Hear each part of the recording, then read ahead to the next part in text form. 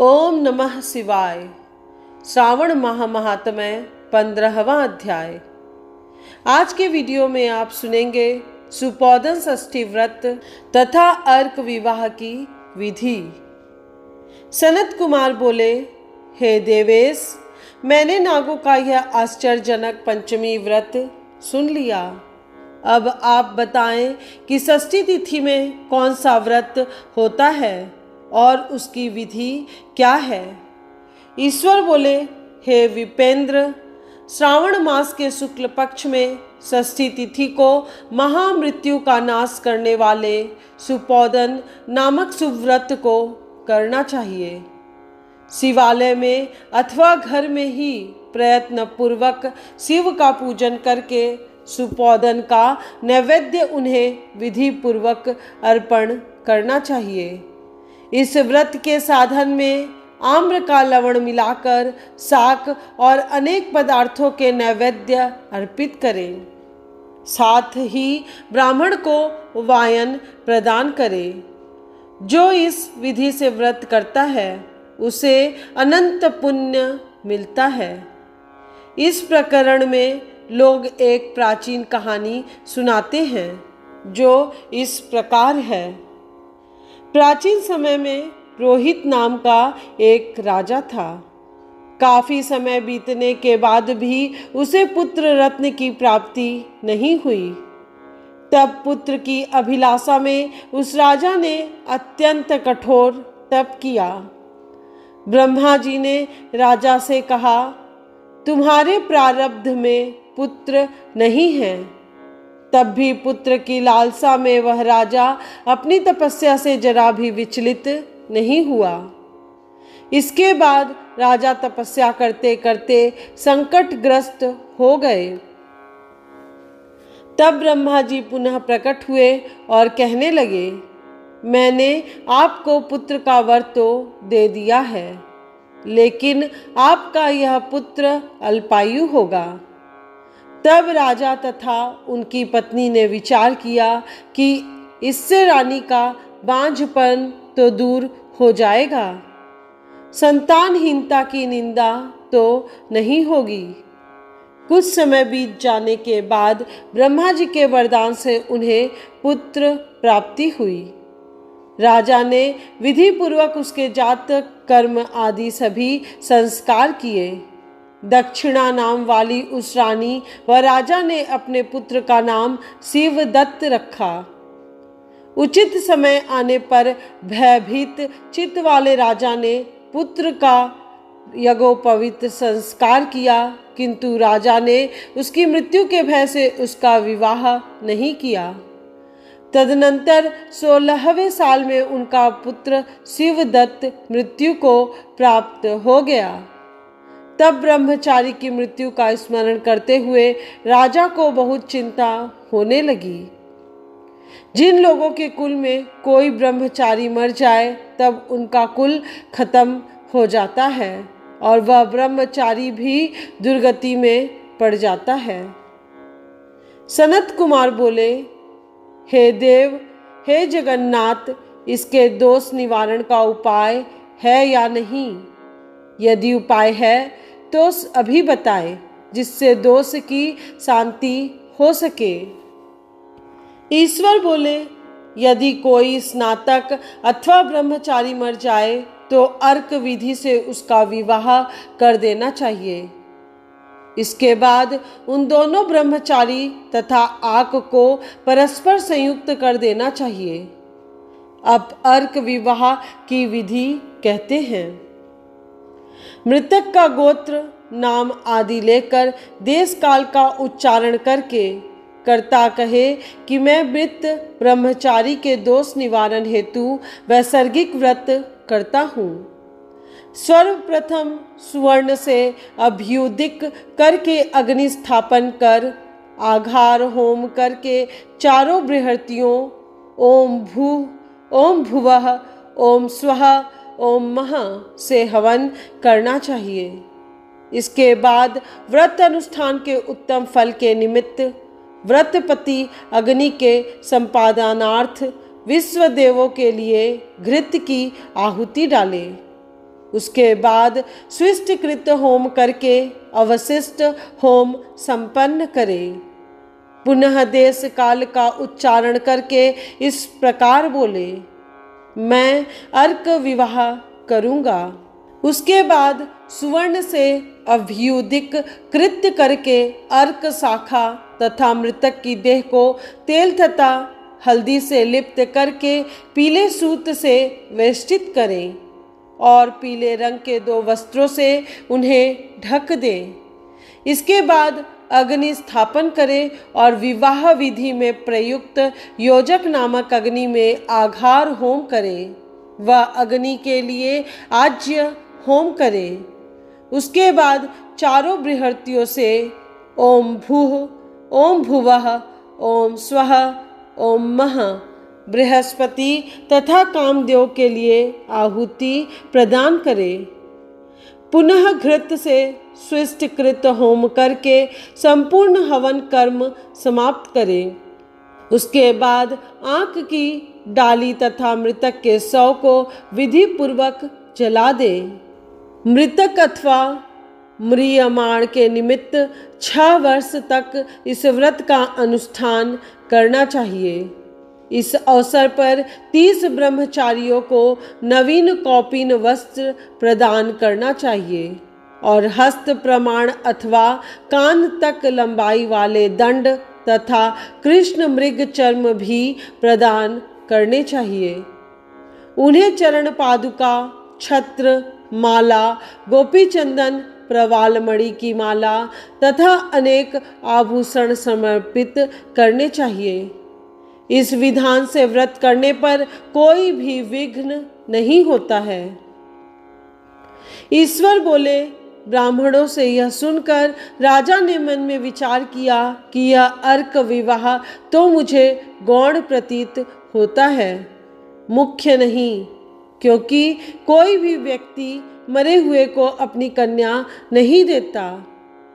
मैं राजा हूँ, अतः मैं उस व्यक्ति को अनेक रत्न तथा धन दूंगा जो कोई भी इसकी वधू के रूप में अपनी कन्या प्रदान करेगा। उस नगर में एक ब्राह्मण था। उस समय वह किसी दूसरे नगर में गया हुआ था।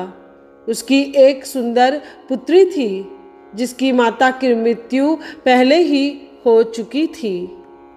ब्राह्मण की दूसरी भी पत्नी थी जो ब्राह्मण की पुत्री के प्रति बुरे विचार रखती थी तथा दुष्ट मन वाली थी। कन्या 10 वर्ष की तथा दीन थी और अपनी सौतेली माँ के अधीन थी। अतः सौतेली माता ने द्वेष तथा अत्यधिक धन के लालच में 1 लाख मुद्रा लेकर उस कन्या को मृतक राजकुमार के लिए दे दिया। कन्या को लेकर राजा के लोग नदी के तट पर शमशान भूमि में राजकुमार के पास ले गए और शव के साथ उसका विवाह कर दिया। इसके बाद विधान पूर्वक शव के साथ कन्या का योग करके जब वे जलाने की तैयारी करने लगे तब उस कन्या ने पूछा, हे सज्जनों, आप लोग यह क्या कर रहे हैं? तब वे सभी दुखित मन से कहने लगे, हम लोग तुम्हारे इस पति को जला रहे हैं। इस पर भयभीत होकर बाल स्वभाव के कारण रोती हुई उस कन्या ने कहा, आप लोग मेरे पति को क्यों जला रहे हैं? मैं जलाने नहीं दूंगी। आप लोग सभी यहाँ से चले जाइए। मैं अकेली ही यहाँ बैठी रहूंगी और जब ये उठेंगे तब मैं अपने पति देव के साथ चली जाऊंगी। उसका हठ देखकर दया के कारण दीन चित्त वाले कुछ भाग्यवादी वृद्ध जन कहने लगे, अहो, होनहार भी क्या होता है, इसे कोई भी नहीं जान सकता। दीनों की रक्षा करने वाले तथा कृपालु भगवान न जाने क्या करेंगे। सौत की पुत्री का भाव रखने के कारण सौतेली माता ने इस कन्या को बेचा है। अतः संभव है कि भगवान इसके रक्षक हो जाएं। अतः हम लोग इस कन्या को व इस शव को नहीं जला सकते। इसलिए सभी को अच्छा लगे तो हम लोगों को यहाँ से चले जाना चाहिए। परस्पर ऐसा निश्चय करके वे सब अपने नगर को चले गए। बाल स्वभाव के कारण यह सब क्या है, इसे न जानती हुई भय से व्याकुल वह कन्या एकमात्र शिव तथा पार्वती का स्मरण करती रही। उस कन्या के स्मरण करने से सब कुछ जानने वाले तथा दया से पूर्ण हृदय वाले शिव पार्वती शीघ्र ही वहां आ गए। नंदी पर विराजमान उन तेज निधान शिव पार्वती को देखकर उन देवों को न जानती हुई भी उस कन्या ने पृथ्वी पर दंड की भांति पड़कर प्रणाम किया। तब उसे आश्वासन प्राप्त हुआ कि पति से तुम्हारे मिलने का समय अब आ गया है। तब कन्या ने कहा कि मेरे पति अब जीवित नहीं होंगे। उसके बाल भाव से प्रसन्न तथा दया से परिपूर्ण शिव पार्वती ने कहा कि तुम्हारी माता ने सुपोदन नामक व्रत किया था। उस व्रत का फल संकल्प करके तुम अपने पति को प्रदान करो। तुम कहो कि मेरी माता के द्वारा जो सुपोदन नामक व्रत किया गया है उसके प्रभाव से मेरे पति जीवित हो जाएं। तब कन्या ने वैसा ही किया और उसके परिणाम स्वरूप शिवदत्त जीवित उठ खड़ा हो गया। उस कन्या को व्रत का उपदेश देकर शिव तथा पार्वती अंतर्ध्यान हो गए। तब शिवदत्त ने उस कन्या से पूछा, तुम कौन हो और मैं यहाँ कैसे आ गया हूँ? तब उस कन्या ने उसे वृतांत सुनाया और रात हो गई। प्रातः होने पर नदी के तट पर गए लोगों ने राजा को वापस आकर कहा, हे राजन, आपका पुत्र व पुत्रवधू नदी के तट पर स्थित हैं। विश्वस्त लोगों से यह बात सुनकर राजा बहुत खुश हुआ। वह हर्ष भेरी बजवाते हुए नदी के तट पर गया। सभी लोग प्रसन्न होकर राजा की प्रशंसा करने लगे। वह बोले, हे राजन, मृत्यु के घर गया हुआ आपका पुत्र पुनः लौट आया है। इस पर राजा पुत्रवधू की प्रशंसा करने लगे और बोले कि लोग मेरी प्रशंसा क्यों कर रहे हैं? प्रशंसा के योग्य तो यह वधू है। मैं तो भाग्यहीन तथा अधम हूँ।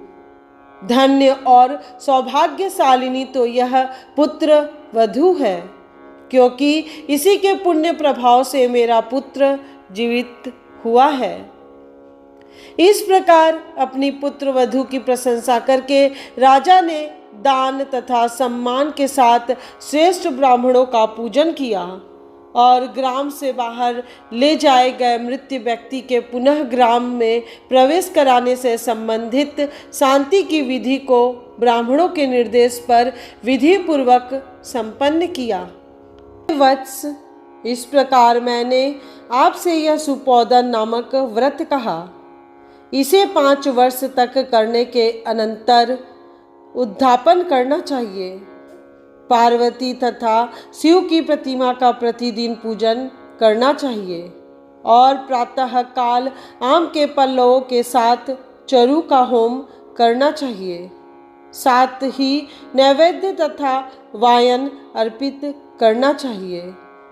मनुष्य यदि व्रत की बताई गई इस विधि के अनुसार आचरण करे तो वह दीर्घजीवी पुत्र प्राप्त करके मृत्यु के बाद शिवलोक जाता है। इस प्रकार श्री स्कंद पुराण के अंतर्गत ईश्वर सनत कुमार संवाद में श्रावण मास महात्म्य में सुपोदन षष्ठी व्रत कथन नामक 15वां अध्याय पूर्ण हुआ। इस चैनल के अगले वीडियो में श्रावण माह महात्म्य 16वां अध्याय जरूर सुनिएगा, जिसमें शीतला सप्तमी व्रत का वर्णन तथा व्रत कथा का वर्णन किया गया है। यदि आज का वीडियो आपको पसंद आया हो तो वीडियो को लाइक करें और सभी सगे संबंधियों और रिश्तेदारों के साथ शेयर करें। साथ ही चैनल को सब्सक्राइब करके बेल आइकन को प्रेस करना मत भूलिएगा, जिससे इस चैनल पर अपलोड होने वाले सभी वीडियोस की नोटिफिकेशन आपको समय पर मिल सके।